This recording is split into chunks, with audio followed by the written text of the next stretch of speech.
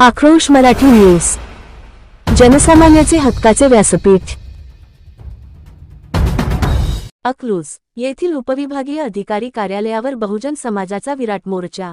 महाराष्ट्र विकास सेना पक्षाच्या वतीने या महाराष्ट्र बंद याला पूर्ण आणि अधिकृत जाहीर पाठिंबा.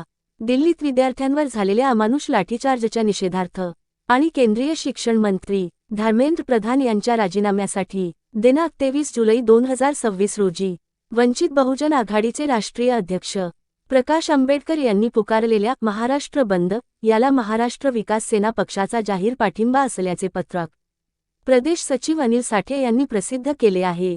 तसेच माळशिरस तालुक्यातील सर्व समाज बांधव यांच्या वतीने माळीनगर ते अकलूज अशी पदयात्रा काढण्यात आली आणि उपविभागीय अधिकारी माळशिरस विभाग अकलूज यांच्या कार्यालयावर विराट मोर्चा काढण्यात आला.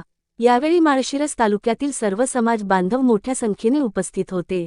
शिक्षण व्यवस्थेतील गैरव्यवहार, पेपरफुटी आणि परीक्षा घोटाळ्यांविरोधात दिल्लीत लोकशाही आणि शांततापूर्ण मार्गाने आंदोलन करणाऱ्या तरुण विद्यार्थ्यांवर दिल्ली पोलिसांनी केलेला अमानुष लाठीमार, अश्रुधूर आणि पाण्याचे फवारे ही अत्यंत लाजिरवाणी आणि निषेधार्ह घटना आहे. देशाचे भविष्य असलेल्या विद्यार्थ्यांचा आवाज बळाचा वापर करून दडपण्याचा प्रयत्न केंद्र सरकार करत आहे. या हुकुमशाही प्रवृत्तीचा निषेध करण्यासाठी वंचित बहुजन आघाडीचे राष्ट्रीय अध्यक्ष आदरणीय प्रकाश आंबेडकर यांनी महाराष्ट्र बंदची हाक दिली आहे. देशातील संपूर्ण शिक्षण व्यवस्थेचे वाटोळे झाले असून लाखो विद्यार्थ्यांचे भविष्य टांगणीला लागले आहे.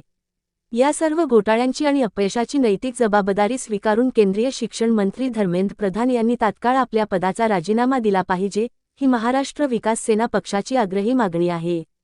त्यामुळे विद्यार्थ्यांच्या हक्कांच्या या लढ्याला बळ देण्यासाठी महाराष्ट्र विकास सेना पक्षाच्या वतीने राष्ट्रीय अध्यक्ष तथा पक्षप्रमुख किरणसाहेब साठे यांच्या आदेशानुसार या महाराष्ट्र बंद याला आमचा पूर्ण आणि अधिकृत जाहीर पाठिंबा दिला असल्याचे महाराष्ट्र विकास सेना पक्षाचे प्रदेश सचिव अनिल साठे यांनी सांगितले.